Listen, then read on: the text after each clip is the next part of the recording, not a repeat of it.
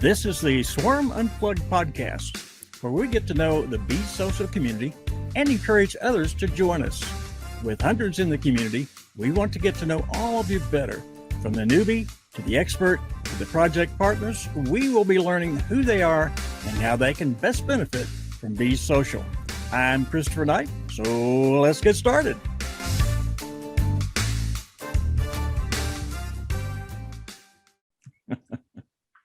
And a big welcome to everybody to the Swarm Unplugged podcast. As all of you know who have seen us and are following us right now, that we bring on people that are part of the Bee Social community. Not only those who are in the community, but from newbies to experts, but we also bring on these strategic partners that are part of what is going on in the bees community. And today is very much my pleasure because I, for one, have a little bit of a favorite tick toward this particular group. It's called Starwire, and we have the two principals here that I'm going to chat with, and you're going to get to know a little bit more on a personal basis. So at this point in time, I want to welcome Garnett and Colin to the Swarm Unplugged podcast. Welcome, gentlemen. Good to be here. Thanks, Christopher. And Colin, you guys have really stirred up the nest, so to speak, because I've seen you on two of the Bee Social TV Well Tank series, and each time you're on, everybody not only understands what you're doing better, but they like it better every time that you talk about it. I know it's quite unique, but before we start talking about that, I want to get to know you guys a little bit better. How about that, guys? Huh? First of all, Garnett, I'll start with you for a moment. Tell me a little bit about your background. And well, I saw when we were coming on, you got some children running around the house too. Yeah. What's your family life like anyway? Well, it's a little crazy because I got 4 kids in that age group of, from 10 years old to 17 years old. Yeah. So when you're in this phase of life, anybody with kids that age, you realize that your life now revolves around the schedule of all the activities of your kids, right? Yeah. And you're picking kids up and dropping them off. And it's like I'm a human taxi, An Uber without pay, is that what it is? Exactly. Yeah. And but it's a lot of fun. And I assume you're married. Yes. Okay. And that's a challenge. I know to mix work and the children together. It's always a challenge in the process. Tell me a little bit about your background. Get specific there. Well, what did you do in real life before you began doing what you're doing now? How about that? Okay. So yeah, traditionally kind of the way I'm making my living was in media production and just kind of creating commercial videos, that sort of side of things, brand creation, and sort of my love for filmmaking got me started sort of in two sort of side hustles. One was in creating sort of independent feature films, and the other one was educating people about feature films. And kind of even right now, part-time job is teaching young people how to make films. And about 10 years ago, we established what's called the Delta Film Academy. And that's teaching young school-aged students how to make movies. And we take our connections from the film industry, kind of bring in special guests and teach teens and even preteens, how to have fun making movies and tell stories. And that I'm supposed to be a teacher, but I end up learning quite a bit from these kids. It's a lot of fun. Kids can be extremely creative, can't they? Exactly. And they're, that's the age group where they're not embarrassed. It's not, it's not uncool to share their ideas, however crazy they are. It's a real untapped funnel of creativity for sure. And as we get older, we have to learn how to untap it along the way. So now you've moved on from there, but before we get into that, Colin, tell us a little bit about your background, my friend. Sure. Not sure where to start, but if I go back to the beginning, Go back to junior high school for me, will you, Colin? Yeah. Well, I started out playing music at a young age, and I started in bands and ended up with an A&M recording artist. And pretty soon I was pretty much a full-time musician. And I began to travel around the world with a fellow you may know by the name of Randy Bachman. He started a band called the Guess Who, and then later Bachman Turner Overdrive. And I toured with Randy for almost 20 years. And during that time, I also was running a side business. I was an artist. I used to draw illustrations for the local newspapers. And I ended up being the creative director of 2 major daily newspapers because at the time, nobody knew how to use the computers. They brought a computer into the newsroom. And because I had made computer music with my keyboards in the past, I said, I'll learn how to use that. And the next thing you know, this was 1988. Our first program was called Adobe 88, and that eventually became Illustrator. Yeah. And so for those people that are too young to remember that, Illustrator and Photoshop, and then Adobe went on to be the mammoth that it is now. So I grew up with desktop publishing, and I trained about 13 graphic artists. I had 72 sales reps reporting to me. And basically I had this team of graphic designers moving from what was the old paginated way of doing a newspaper with the old cut and paste into the digital and into digital photography as well. And I was on that transition team. We were the first paginated newspaper in the world. A lot of people thought it was the USA Today, but we were one of the first. So that gave me my background, and my music was kind of always parallel. And I started a freelance company back sort of in the early 2000s. And my first big client was a pro audio company called Is Technology. And that's when I really got the entrepreneurial bug and started to learn all about, we went to the different trade shows at the NAMM show and built all kinds of tech information. And this was the first digital audio recording system in the world, basically. And it was called the Radar. Those people that have recording studios in Nashville probably still remember that. And as sort of time progressed, and I still played music, I was the musical director for a show called The Legends of Rock and Roll, which we did casinos and classic rock festivals all over the place. And it was so much fun. So I always had one hand in the music business and then the other hand in sort of media, and very, very much into the technology. It was exciting for me. I was on the cutting edge of what's the newest, latest thing. I just was kind of a gear junkie and still am. So fast forward a little bit, I ended up doing a consulting job for a public company, and they ended up sort of folding as they were a mining company and they just needed a new business. And so we created an entertainment company in the virtual reality space. It was called Imagination Park Entertainment. And what we did was we created a public company. It was an RTO. And this brought me into the film business. My other 2 founders were 2 film producers. And we had an office in Universal Studios on the back lot. And that got me into the whole music or film side of things.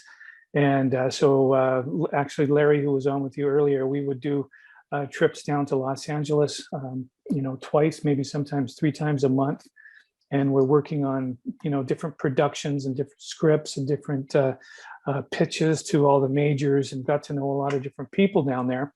And it became very, very apparent to me, and this is where the story's all going, is that the intellectual property part was a real problem in both the film and the music side of it. And people were just not getting paid. People were not getting credit where credit was due. And this goes back to the old days of, I told the story on the Whale Tank about Bo Diddley. I got a chance to play in Bo Diddley's band a few times. And when I sat in the back room with him, he just said, I sold my songs for $20 and never got another dime from them. And yet people have made money off them for years. So there's a real discrepancy out there. And we did a presentation on the Whale Tank where we showed some evidence of that. But it got me thinking when I first learned about blockchain, and this is back in 2015, 2016, I first started hearing, I started studying it. Of blockchain, the light went on. I just went, I know how to fix this. I know how to fix this in the film industry. And it's not about disruption. A lot of people think, you want to just disrupt the industry.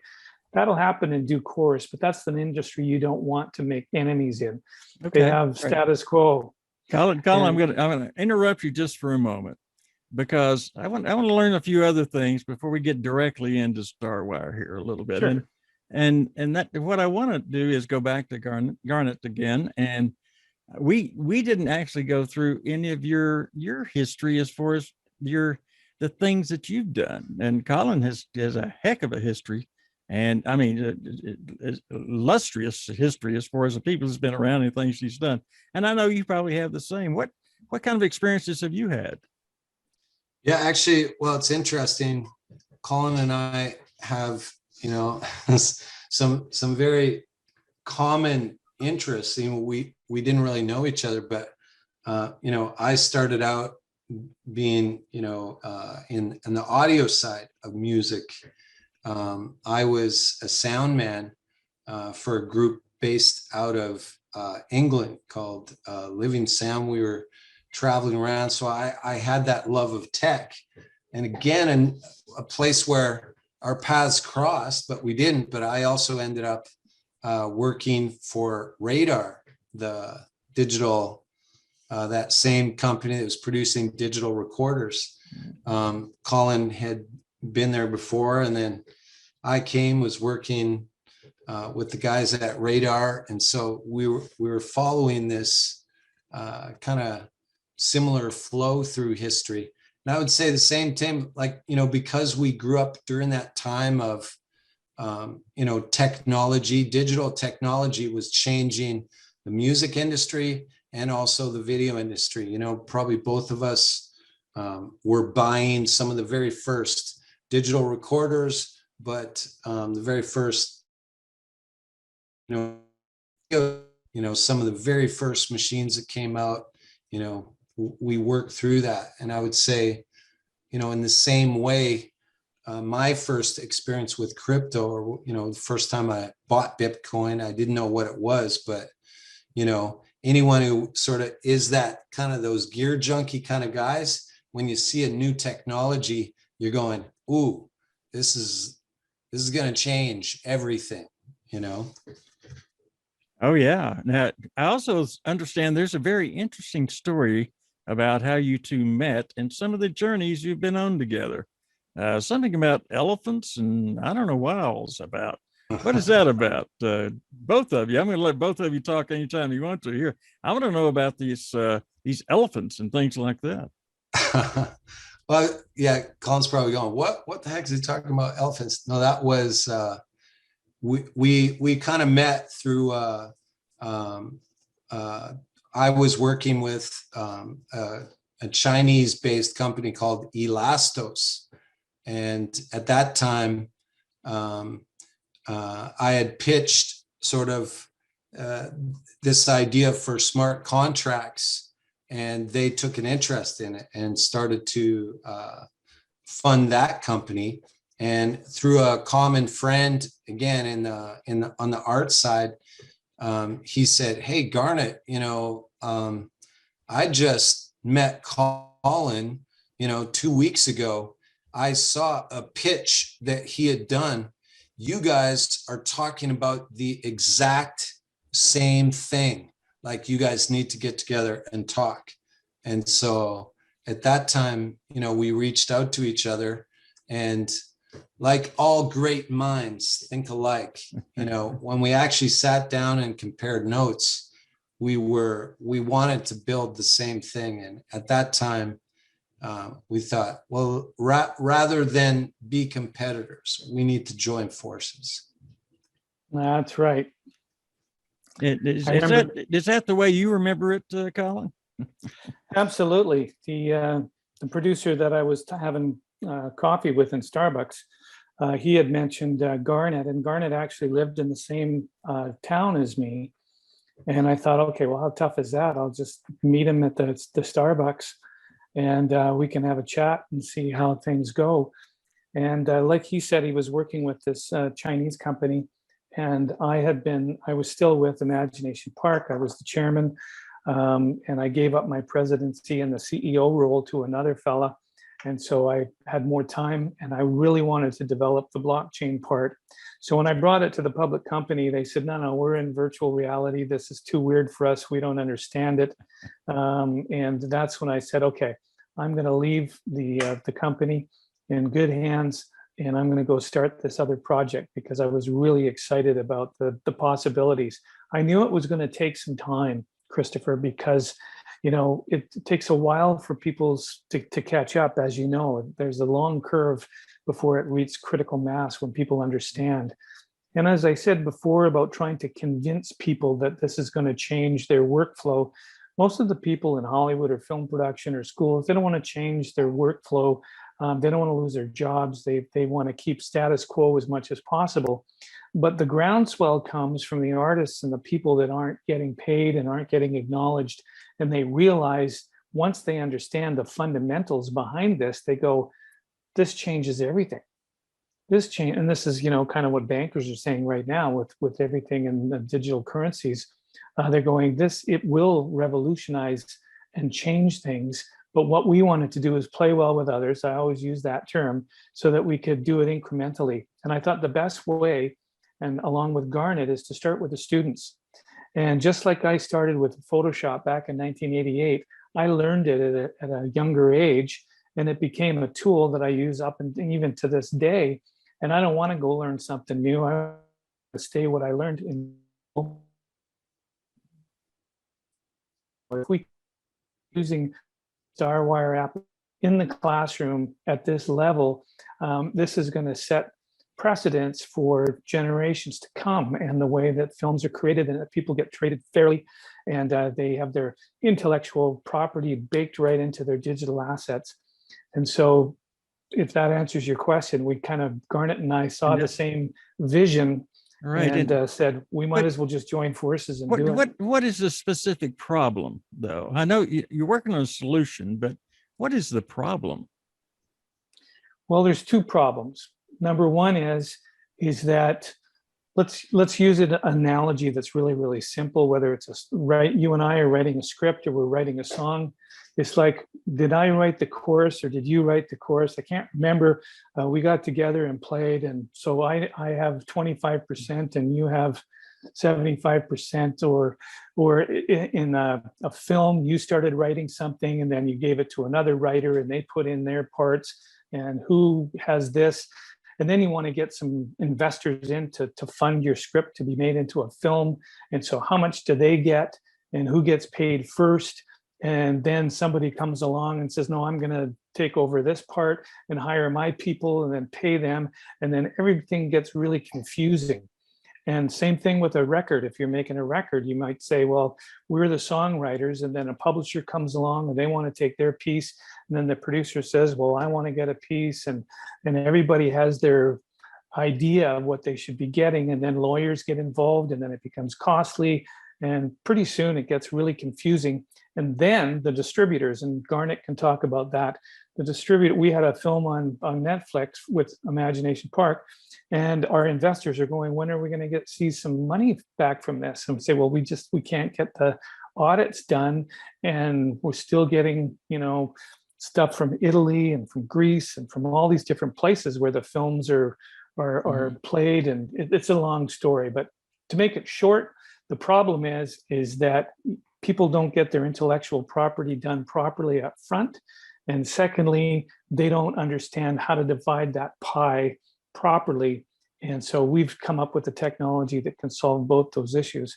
And with that said, Garnet's got films right now with distributors, and he can define the problem better than I can. Well, Garnet, talk about the problem, but tell me about the solution as well when you're in the mix here.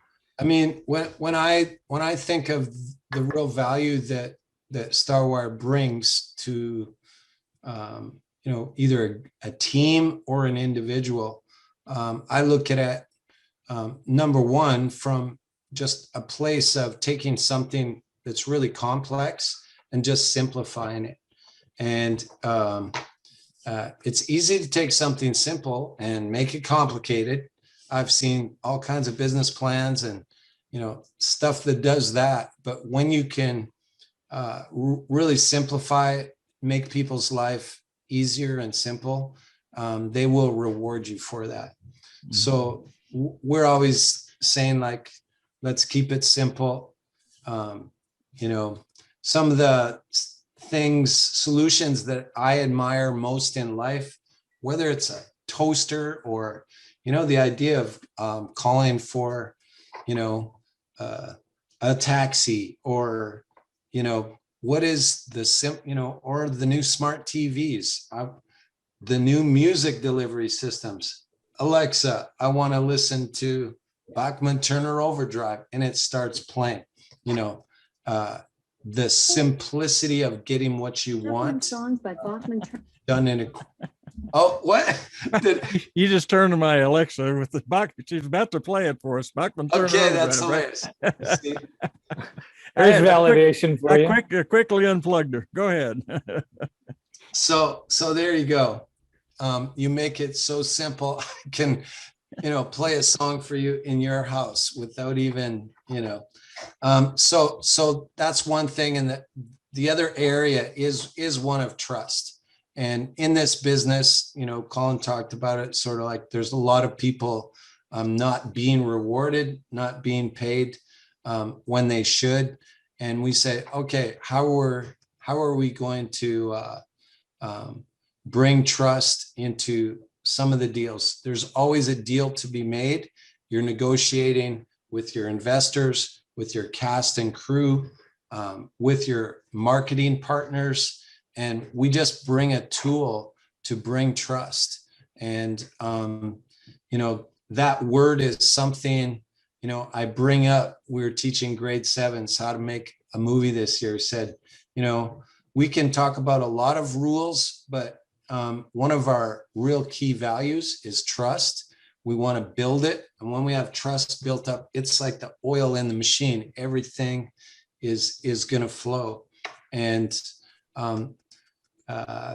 the simplicity of how our app works, and when our investors look at a deal or a finance deal, a project that they're going to put their funds into, there's one thing on their mind is, when do I get my money paid back? And how quickly can I double my money?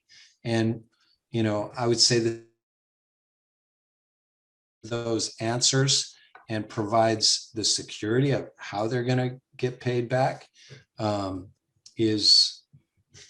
solves that problem. I define the problems as trust and complexity. Let's talk a little bit about the mechanics now. Do they do their own smart contract through your app, or do they? How does that all work? Because some of those could be pretty complicated, I would assume, right? Well, they're very, very complicated, and I'll just jump in here real quick because this is the thing that I was most excited about when we first started this venture. For anybody that's programmed a website or knows HTML, they know that you can use something like Wix or WordPress to do a website where you don't have to code. And I had worked with Solidity programs before I even met Garnet. and we were talking about putting these smart contracts together.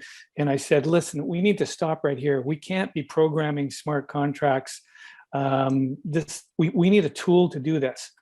So coined the acronym SCB, Smart Contract Builder, and got our team, and we got a crack team of really, really talented professionals. It was hard at the time to find blockchain specific guys in 2016, 2017, but we found them and said, we want a smart contract builder.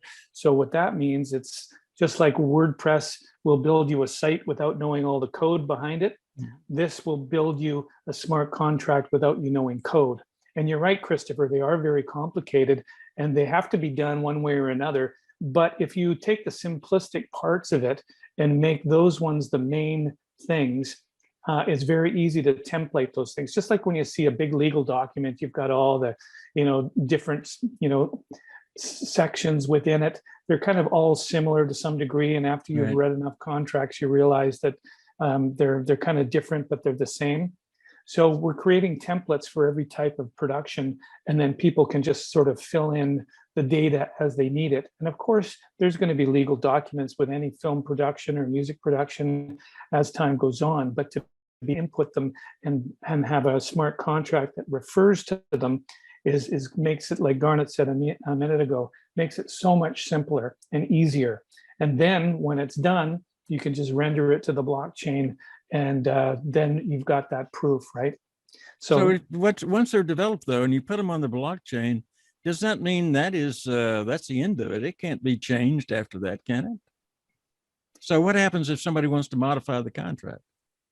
It's simple. You just modify the contract. It creates a new one. And it's the same as they do now with some of the other things, even with the projects that we're working with now.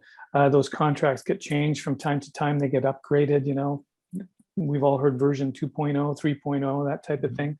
So these are all being tested as we speak. And Garnet can talk about the key to Christmas and how that was working with distributors.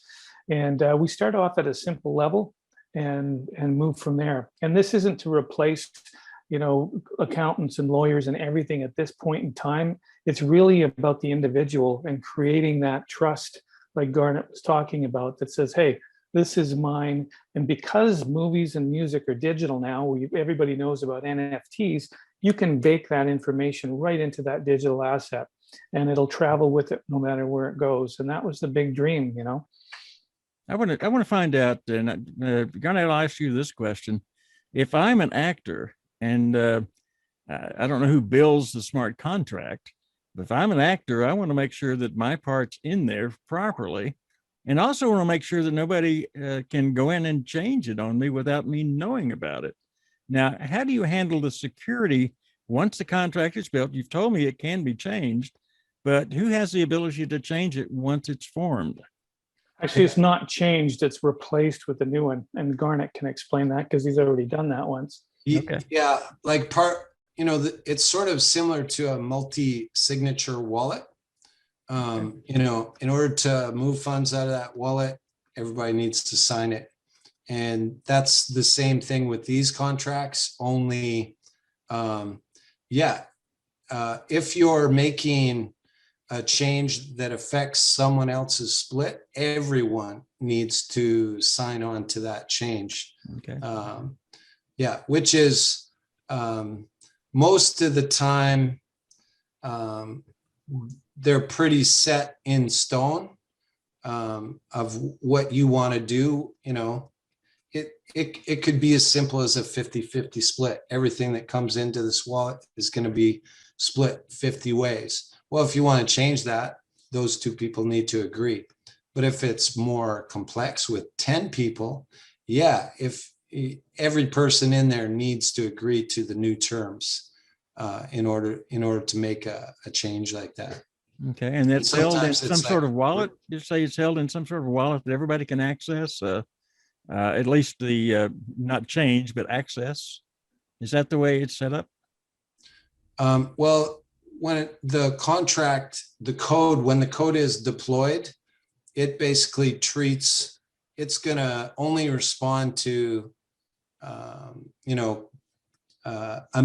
different amounts of tokens that are coming into that particular wallet.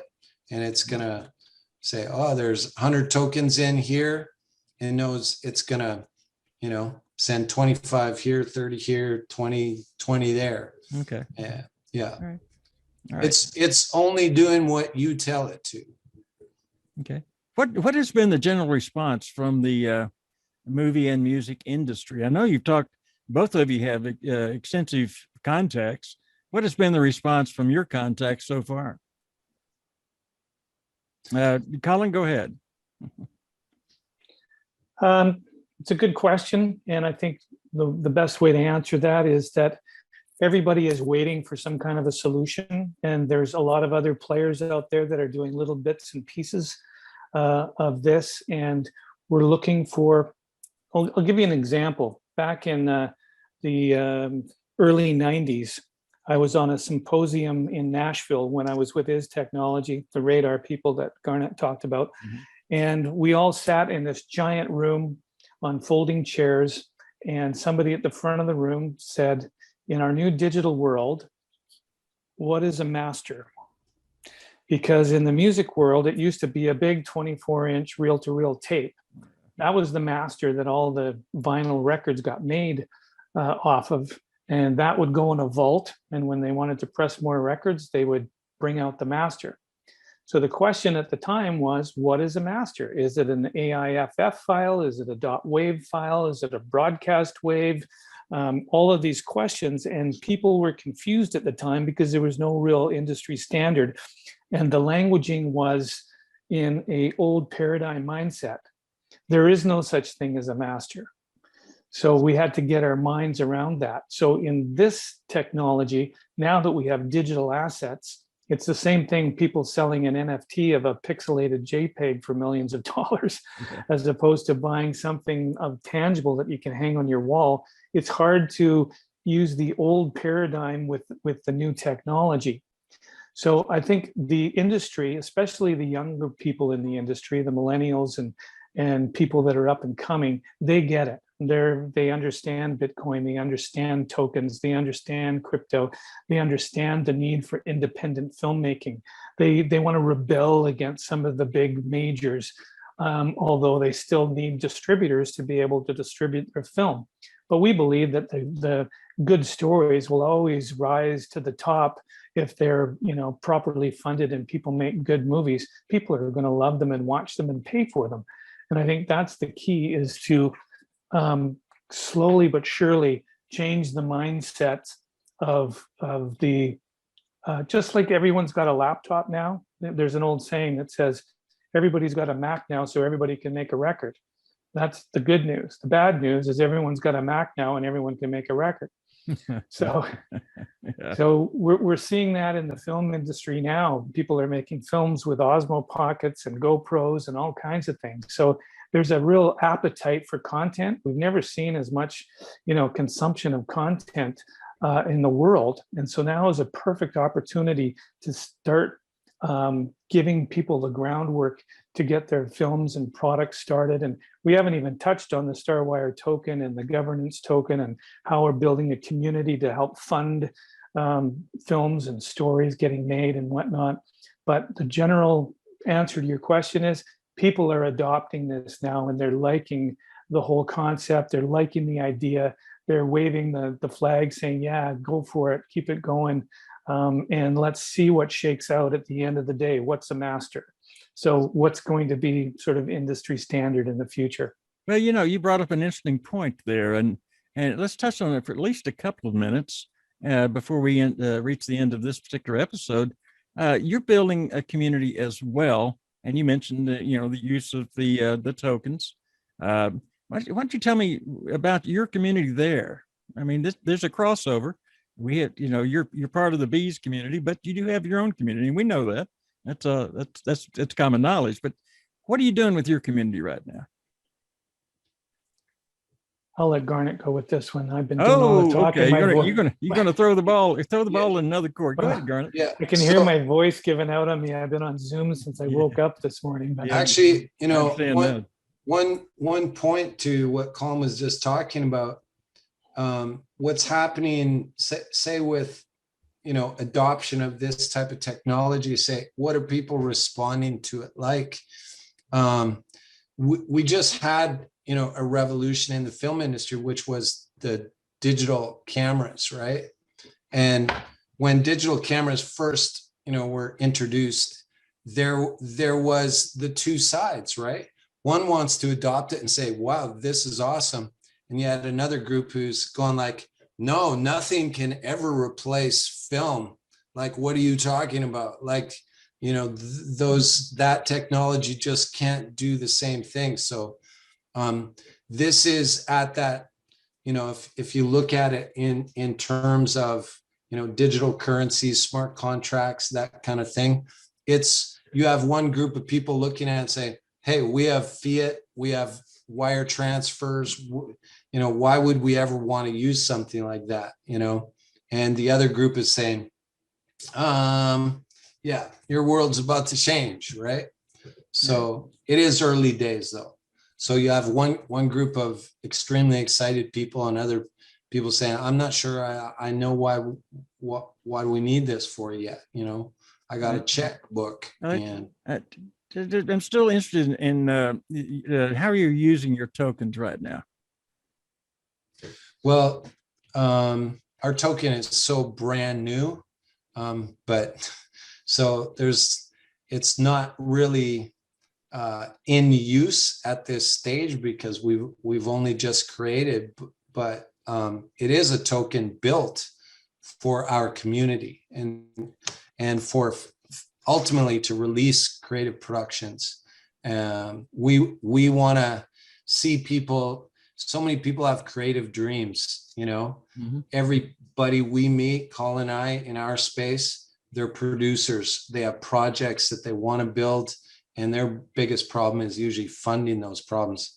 And we see our community, our token, as something that's going to release them into those projects. So we want to put our token into the hands of a community. And we want to put it into the hands of artists, because who knows better than artists themselves as to what projects should be funded, should be released.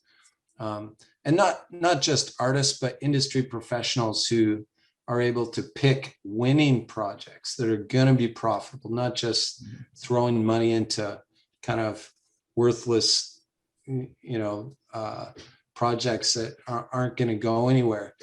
That has been the key excitement for the community. Say, what, I can be an owner, a fractional owner of one of, of this new band that's rising up, or maybe an established artist, a star, or a group that everyone knows who they are. And finally, wow, I can be an investor and I can, be a part of what they're building, whether it's an album or a movie. And that would be through the use of the token to do that.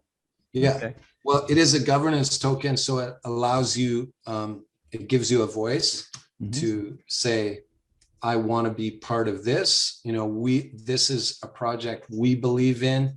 This is a project we want to release our Starwire treasury towards. And that's so part of our function. While we have the smart contract builder, which is bringing the value, but as we bring wealth into Starwire, we're setting aside a part of that wealth, a treasure to be accessed by our community of artists. Well, I can tell you one thing, of course, from the perspective of the swarm, having a coin with a use case, which yours absolutely does, is the key word, and that's what's going to drive it to be a good investment, if you will, or a good swing in the hives and the pools that we have on our side. I have since I began, and after I put a little money into your program with us, I've seen it go up a nice percentage on the coin. So, so far there's been some action there, and I know you've seen it for sure. So, and along with that, it's all part of what you're putting together. You've got the smart contract along with the NFTs, and you're putting it toward an industry that absolutely needs it. But you're waiting for the adoption, just like many of us are on several things. So I know you will be highly successful, and I'm pulling for you for sure. Is there anything either one of you would like to say before we end this episode of the Swarm Unplugged? Anything, Garnet? Well, just to thank you for the interest in us and giving us a voice to your community. Like I say, normally we have our heads sort of in the trenches at this stage, and thank you for moving us out to actually get into a bit of marketing mode. Like we often get so just stuck in with our own team as we're building. We're excited to build it, but we do need to spend time with people like yourselves who pull us out of the workplace and get us to talk about what we're doing, because it is exciting for musicians, artists, and people wanting to invest in them. No, that's good news coming. Colin, what do you think? Any final words? Yeah, well, I have 2 daughters. We didn't get that in. I'm sorry. I did forget that. Tell me about the family real quick before we close. Heck. My wife and I are currently in Mexico. We have a home down here as well as in Vancouver, and we're kind of riding out the whole pandemic thing down here. But we do miss our girls. They're in their mid-20s. And one of my daughters is a model, and the other daughter works as an HR professional. Wow. And so we're excited to get home in a couple of weeks and see them and give them big hugs after our quarantine. But I just want to leave the listeners here with a sort of a big vision, because what we're doing here is we want to empower the storyteller. And at the same time we empower the storyteller, we also want to make sure that our catchphrase is, when money moves, you get paid. Never in the history of the world has this been able to happen before. In our last company, I remember we had a film crew over in Spain, and they had to stay extra days, and they ran out of money. So we had to send money. Our finance gal had to actually cross the border from Canada into the US to use a US bank to do a wire transfer, or a Western Union over to Europe, which had to go. And meanwhile, we have to pay extra days in hotel rooms and everything for the crew, waiting for them to be able to get paid. And when I heard about how blockchain and fractional ownership, and when money moves, people can get paid. Imagine if you order a movie and you pay, everybody gets their percentage instantly into their wallet. It was like a big dream, and now it's actually coming true. So we can empower the creators out there, and for the first time in history, this can happen. So we're excited to be on the cutting edge of it, and the people that are part of your community and part of our community, we appreciate that you're rooting for us. And like Garnet said, we got our nose to the grindstone and working with developers and working with people in the industry, trying to figure out how this is going to work. And it's a moving target. We see the crypto thing changing from day to day, and forks here and this and that. But at the end of the day, we have the big vision. So I just want all your listeners to hold that big vision in mind and hang with us, because we're in for a great ride, and we want to invite you all for the journey. Well, I will assure you that the Bees community is supporting you. That is for sure, and are backing you in every way possible. And if there's anything that I can do for, or any of the community can do for you, we are more than willing to do so. All right, Garnet and Colin, thank you so much for being a part of this episode of the Swarm Unplugged. Appreciate your time today, and you're sharing some of your stories with us, which makes it even better along the way. So thank you both very much. I appreciate it. Thanks, Christopher. Appreciate it. All right, folks. And that is a great way to take a look at the folks that we have in the strategic area of our partners, and to learn a little bit about them. As you can tell, these 2 gentlemen have had quite a history, and what they're working on right now, they have a true background in. It's not just, hey, geez, I think this is a great idea, I'd like to do it. but they have actual history and background behind them, which is going to make it even more successful. So thanks very much for being here for this episode of the Swarm Unplugged. I'm Christopher Knight. Always remember to learn, listen, and give.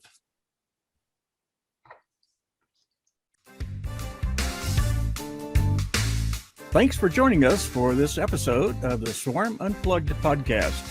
Be sure to hit the follow button and leave us a glowing comment. Gravitate yourself to be on the podcast so you are the next one to introduce themselves to the Be Social community. See you on the next episode.